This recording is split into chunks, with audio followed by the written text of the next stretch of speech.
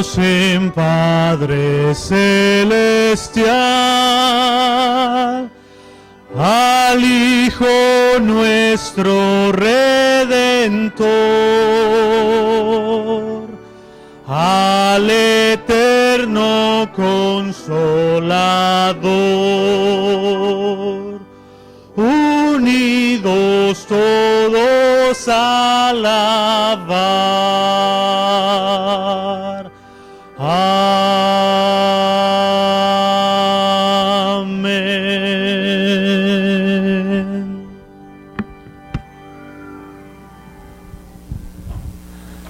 Padre Santo, te damos gracias por este privilegio que nos das de adorarte en tu santo día. Señor, queremos alabarte, glorificarte por las obras salvíficas de Cristo el Señor. Por eso clamamos por la presencia de tu Espíritu Santo en nuestros corazones. Lo hacemos en el nombre de Jesús. Amén.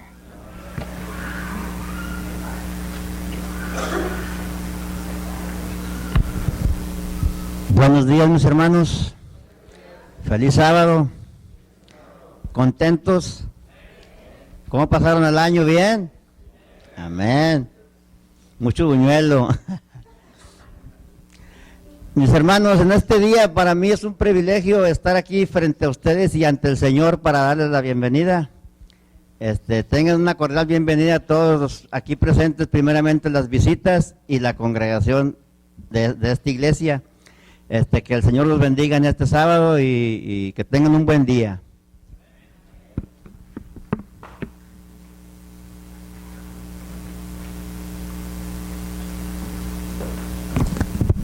Feliz sábado, mis hermanos. Es la hora de alabar y glorificar el nombre de Dios con nuestros diezmos y ofrendas. Dice la palabra de Dios en Génesis 14, 18, 19 y 20. Entonces Melquisedec, rey de Salem, el cual era sacerdote del Dios Altísimo, sacó pan y vino, y le bendijo y dijo: bendito sea Abraham del Dios Altísimo, poseedor de los cielos y de la tierra. Y bendito sea el Dios Altísimo que entregó tus enemigos en tu mano, y le dio a Abraham los diezmos de todo.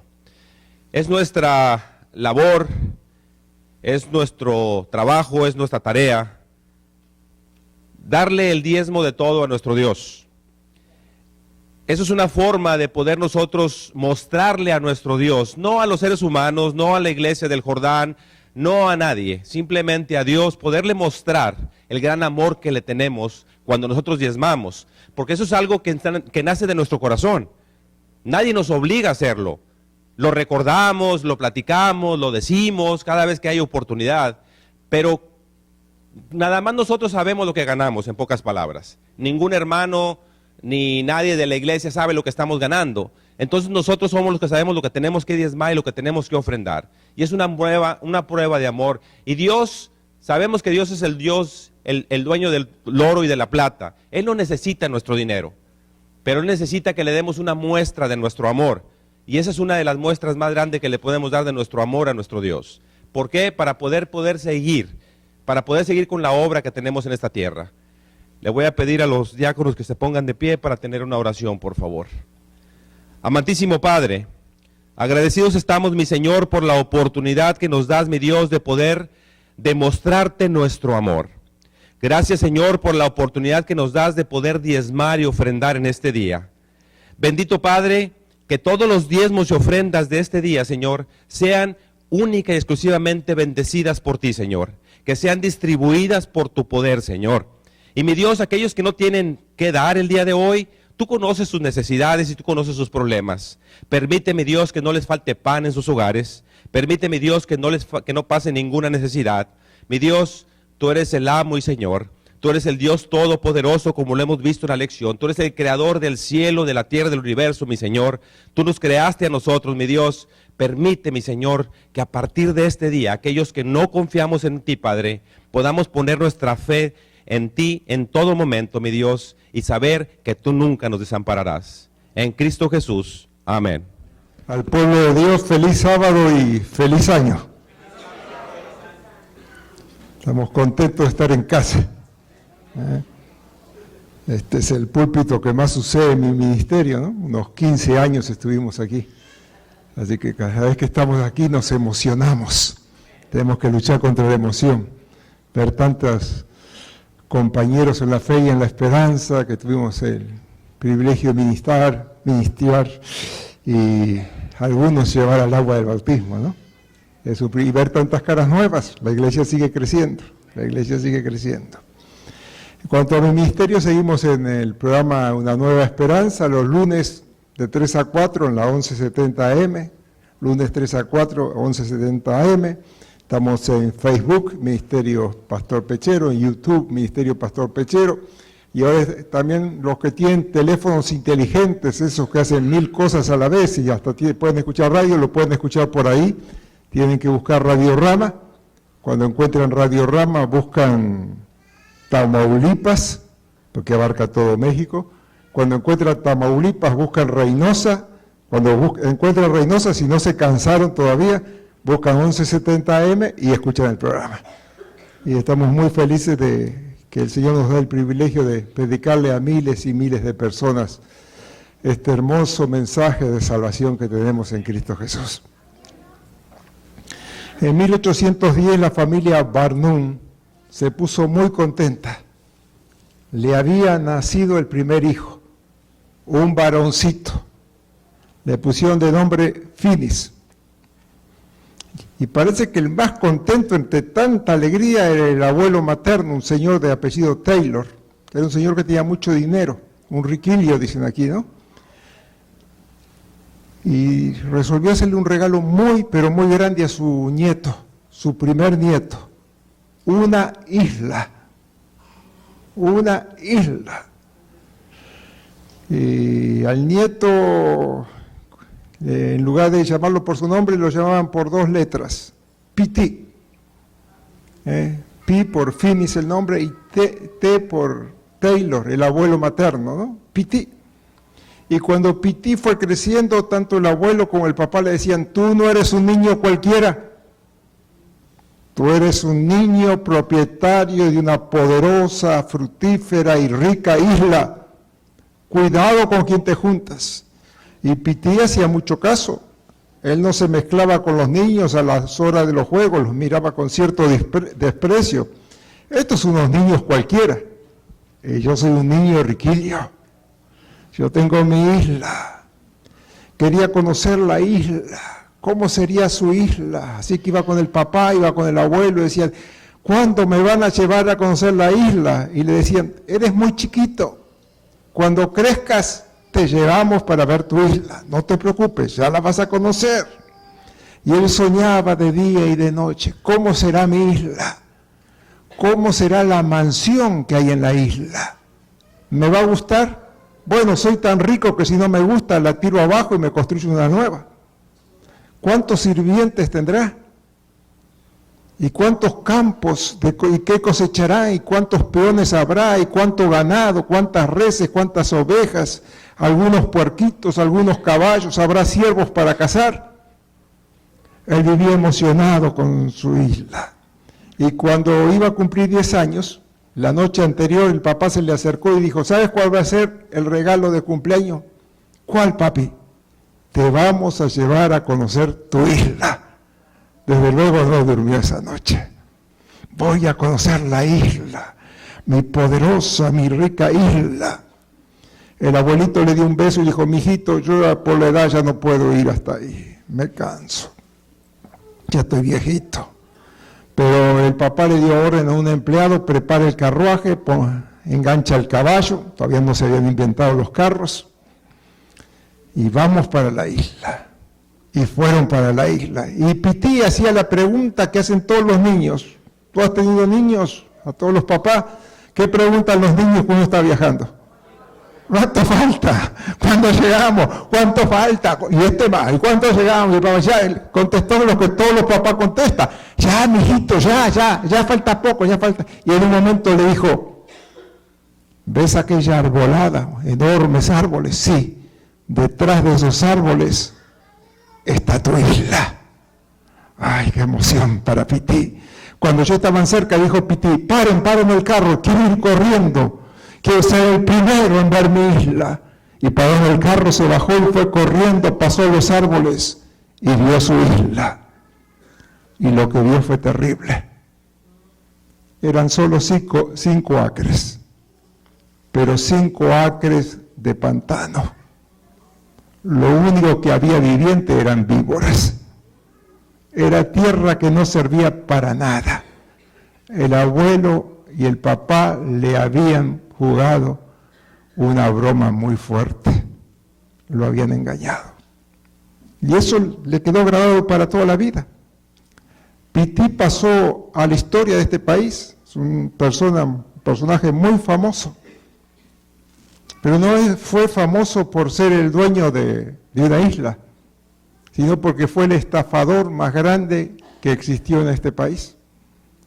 Él creó una frase que seguramente la escuchaste: cada minuto nace un tonto. Como a él lo estafaron, él dedicó su vida a estafar. Fue engañado, se dedicó a engañar. La pregunta es, ¿quién no fue engañado en la vida? La respuesta tú la sabes, ¿no? Todos, todos. En mi ministerio vi a gente sufrir por engaños. Recuerdo un señor, era muy, muy rico. Vendía una mercadería, sus clientes le hicieron una promesa, porque la mercadería era buena, el precio era bueno: siempre te compraremos a ti. Se metió en deudas para producir más. Llegó una grave crisis económica.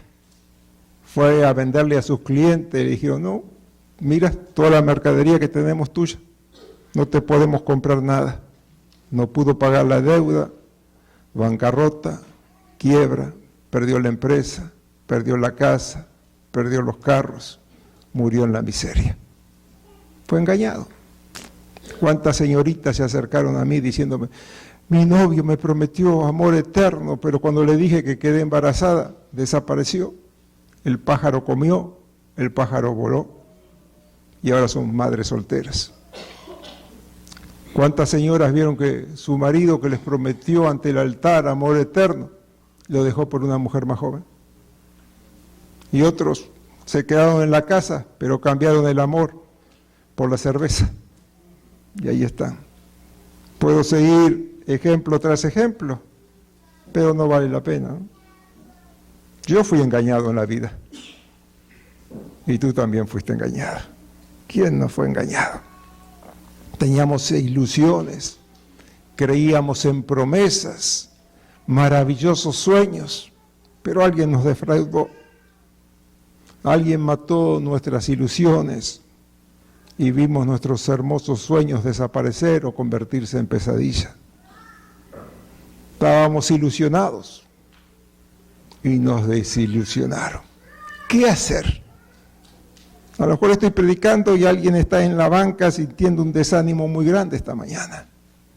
¿Qué puedes hacer, mi hermano, mi hermana? Y no estoy hablando de los pequeños dolores de la vida, como que en verano planeas ir a la isla y se largó a llover. O estás apurado y hay un accidente de tránsito y no puedes avanzar. O te ilusionaste que este año sí los Vaqueros de Dallas van al Super Bowl. Y vamos allá, sabes dónde, ¿no?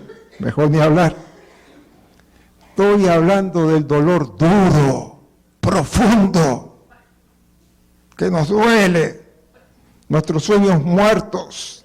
¿Qué hacer? ¿Qué hacer cuando los sueños se mueren? Como murieron los sueños de los discípulos ese viernes, cuando vieron al que creían que iba a ser el Mesías de Israel morir en una cruz,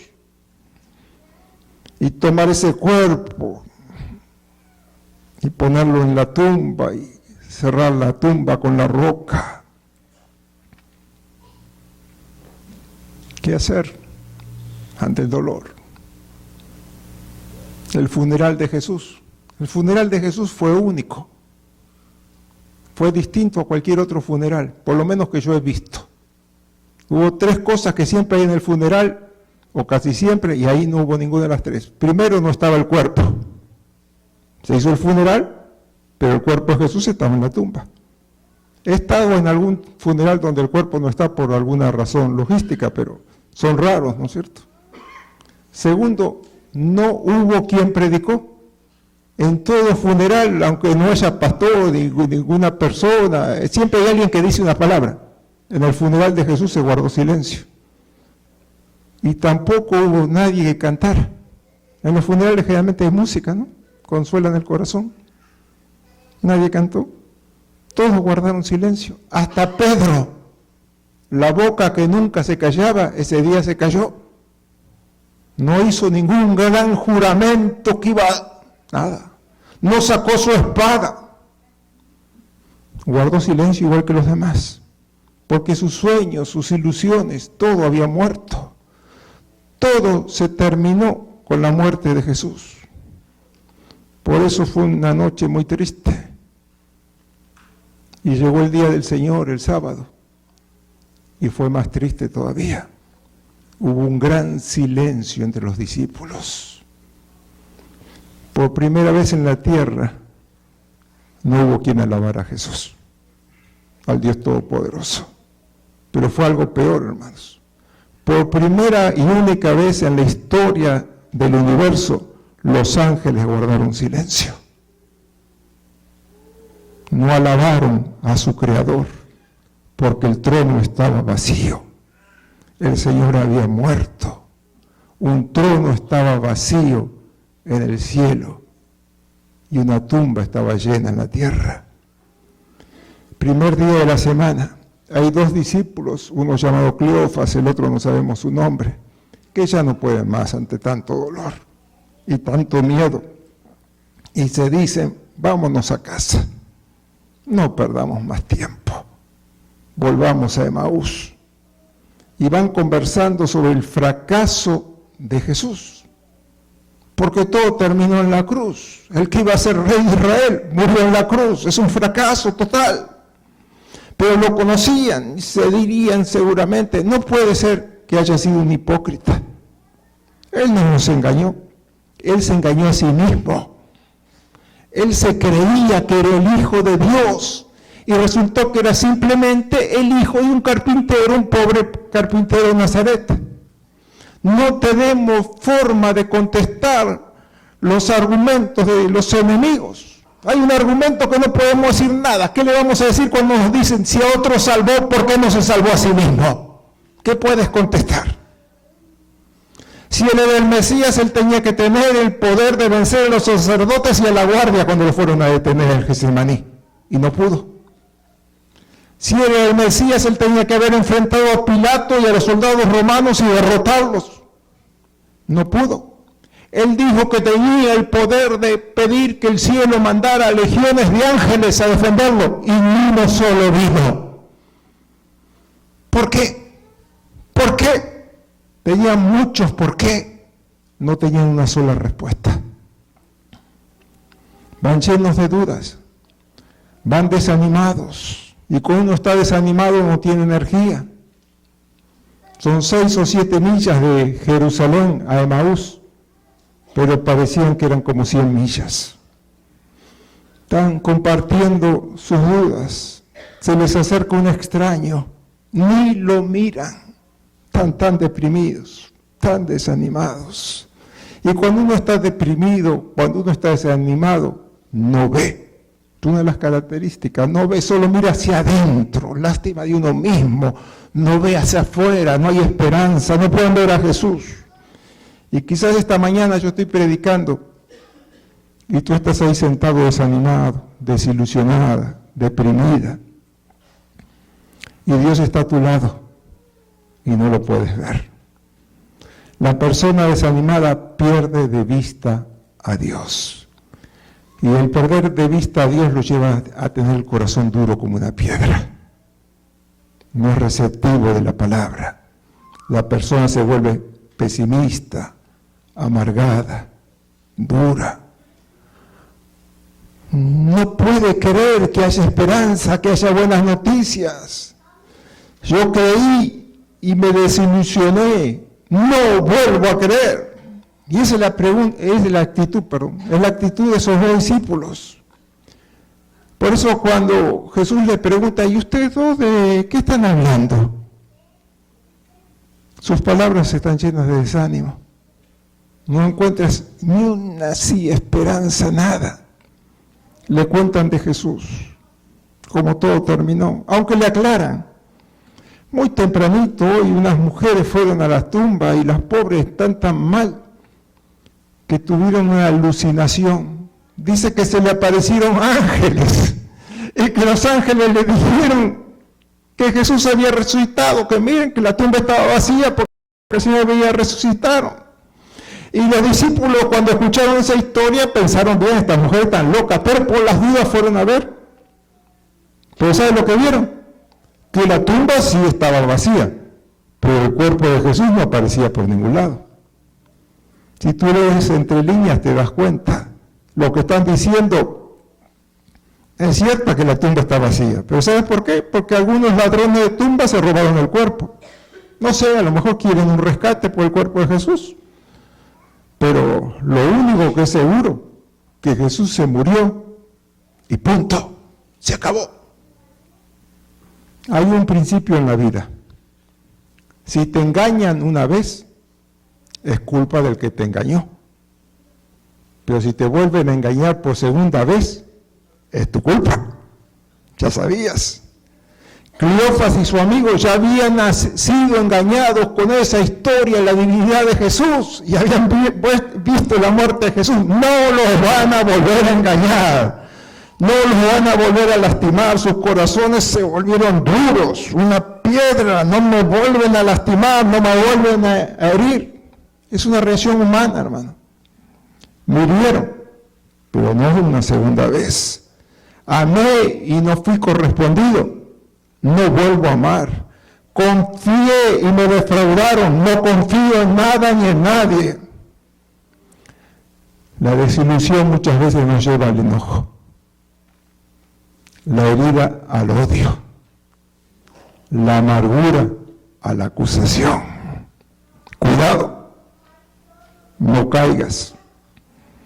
No caigas en eso. Porque la caída va a ser dura.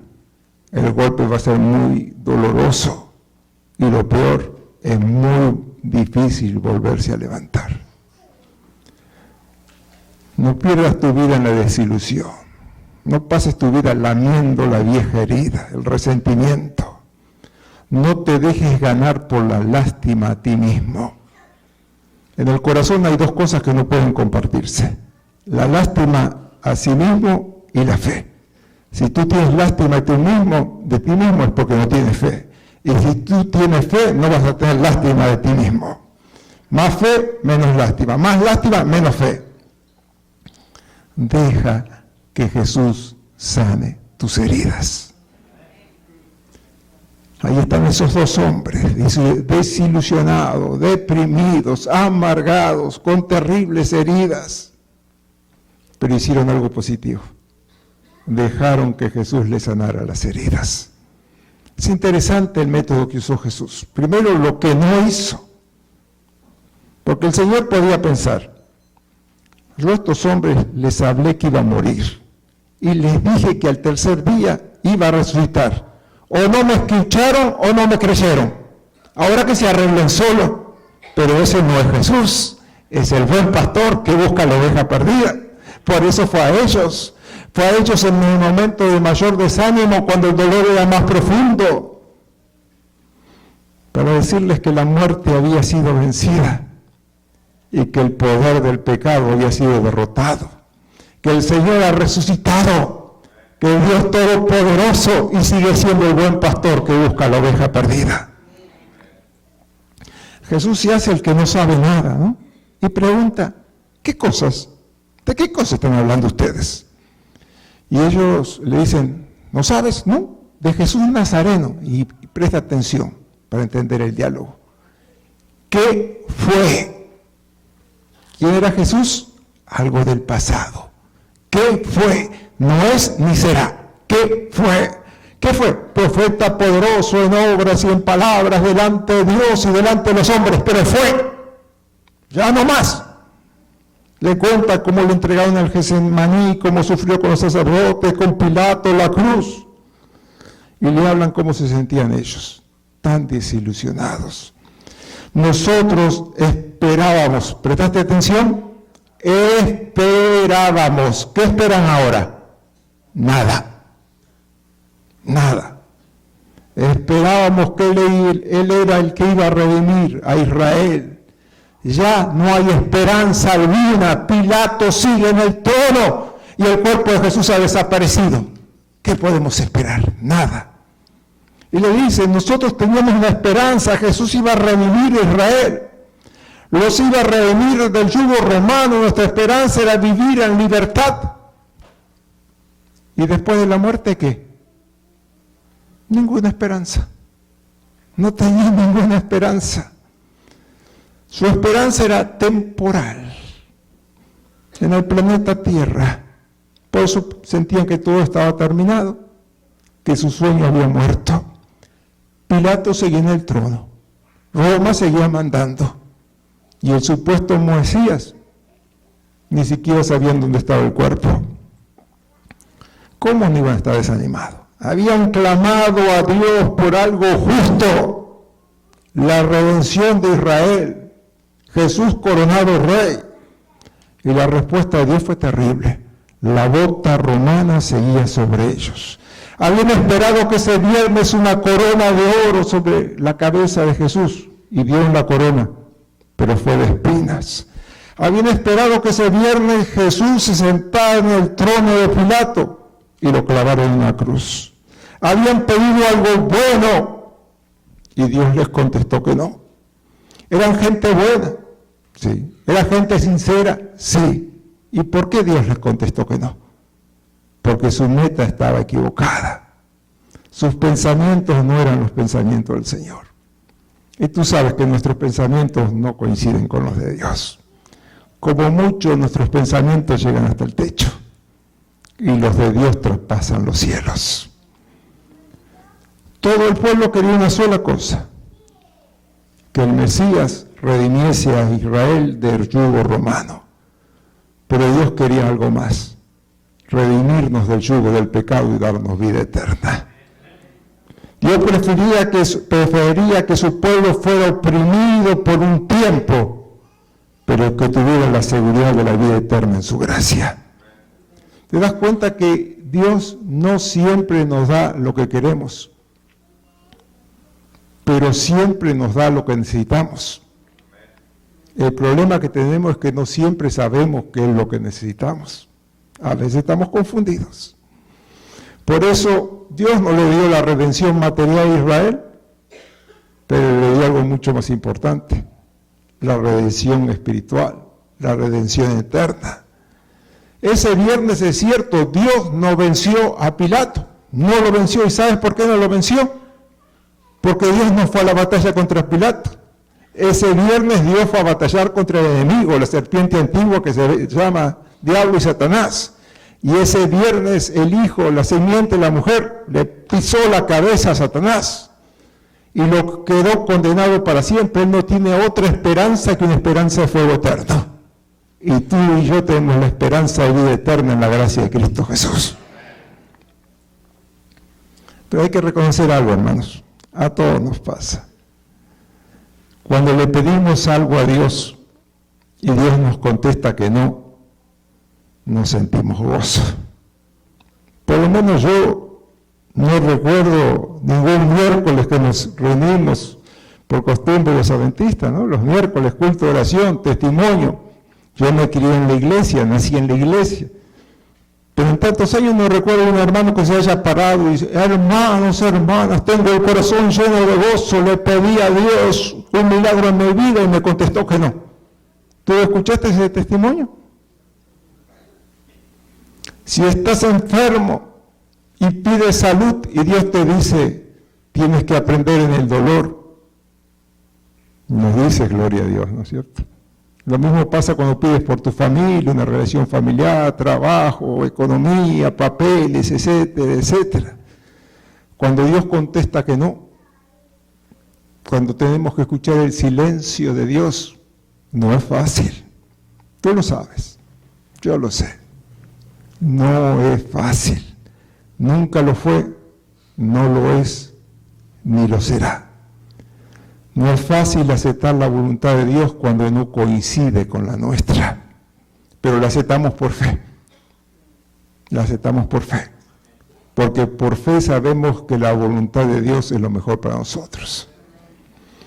Porque por fe sabemos que Dios sabe más que nosotros. Y por fe sabemos que Dios nos ama inmensamente y que nos está guiando hasta llegar a la Canaán celestial. Así que no te desanimes si la respuesta de Dios es no.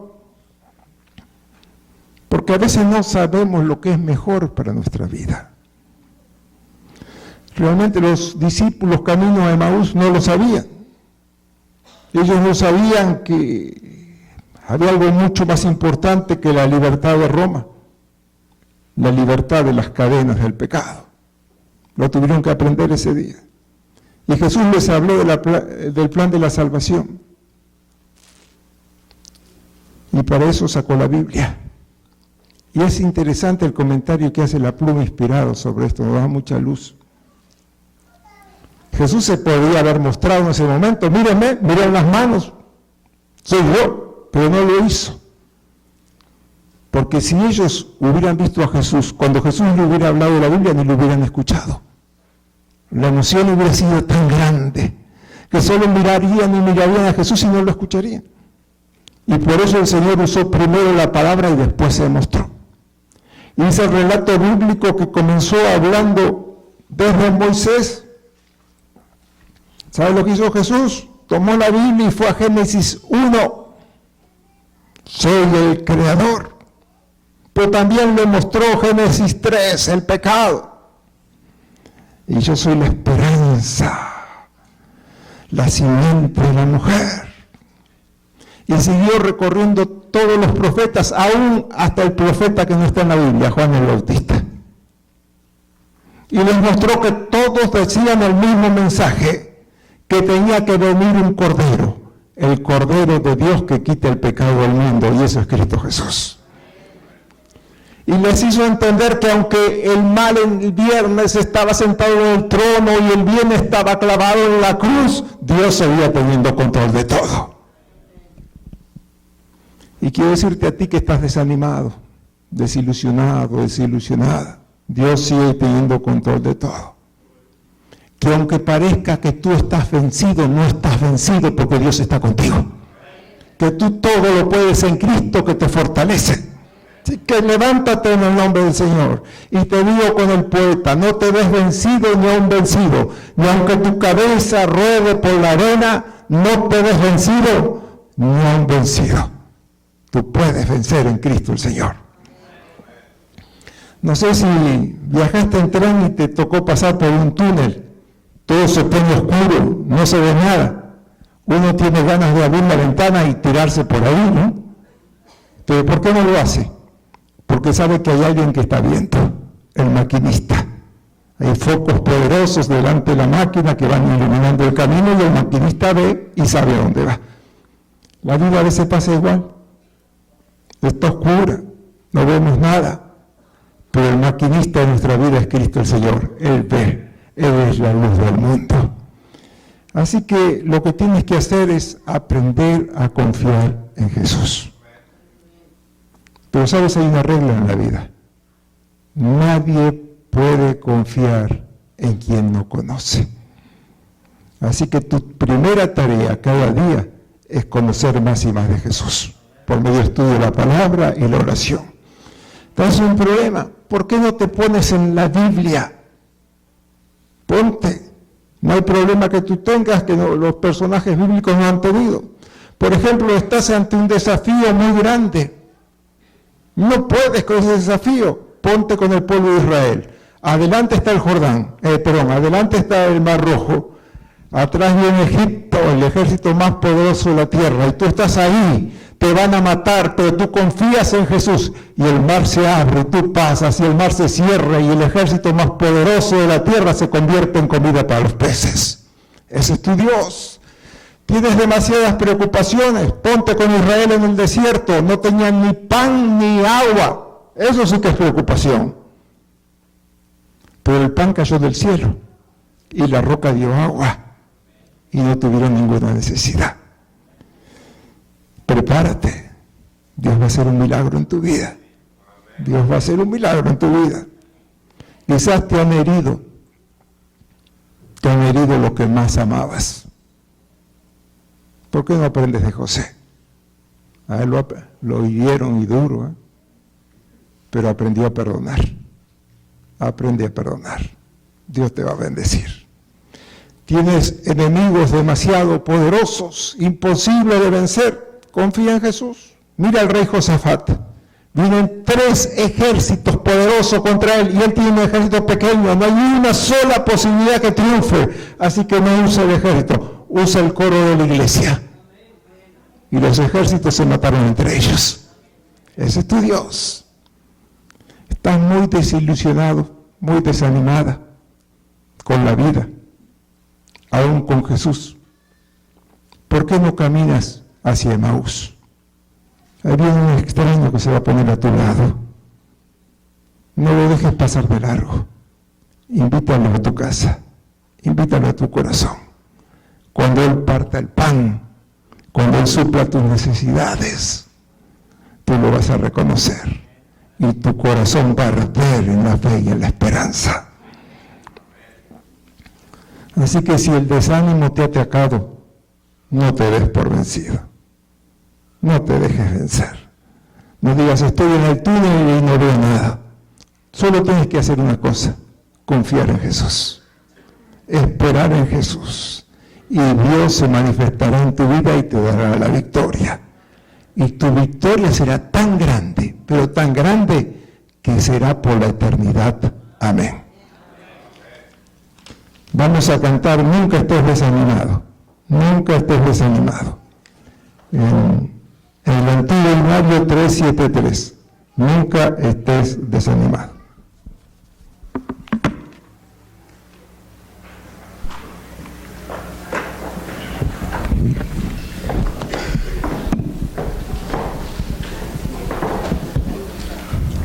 Vamos a colocarnos de pie, hermanos.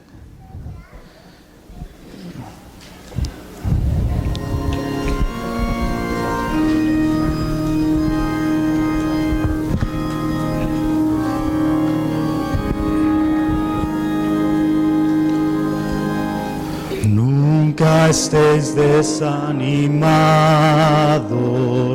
gracia divina obtendréis. Cristo sostiene en la lucha y en su poder triunfaréis. Nunca os rindáis, nunca os rindáis, nunca os rindáis en las pruebas, Cristo las desterrará. Fiad en Jesús, fiad en Jesús, cuanto más dura la lucha, tanto dará.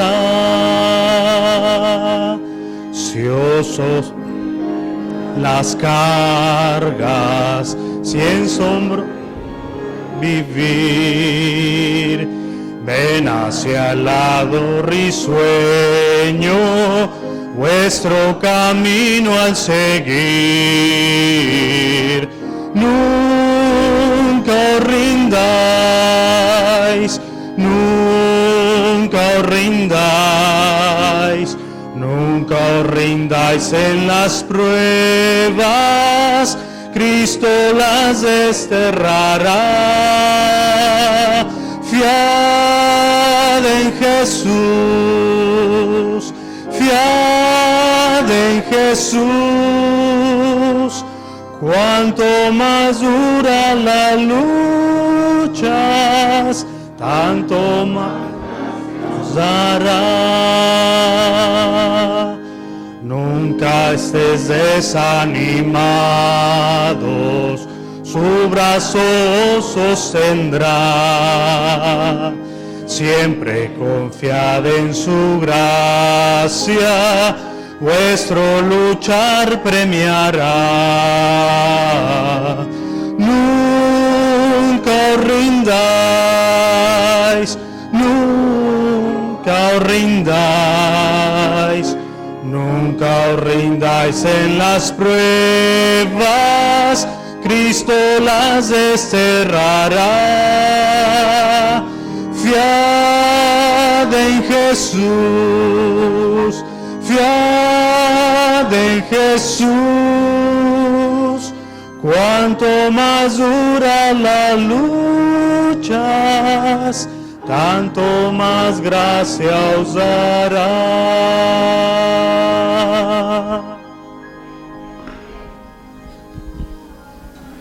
Padre Santo, gracias por Jesús. Gracias porque a veces la vida nos golpea duro y estamos desanimados y deprimidos como los discípulos camino a Emaús. Pero qué maravilloso saber que el Señor ha resucitado, que es el Dios todopoderoso, creador del cielo y de la tierra, y que sigue siendo el buen pastor que viene a buscarnos a nosotros, la oveja perdida. Señor, que cada día al levantarnos, nuestro primer pensamiento sea Jesús, que cada día busquemos conocer y más al Maestro, que vivamos con Él constantemente, que nuestro corazón arda de entusiasmo porque Jesús está a nuestro lado, que confiemos en ti, porque sabemos que nos vas a dar la victoria, y la victoria será tan grande que será por la eternidad. Te lo pedimos en el nombre de Jesús. Amén.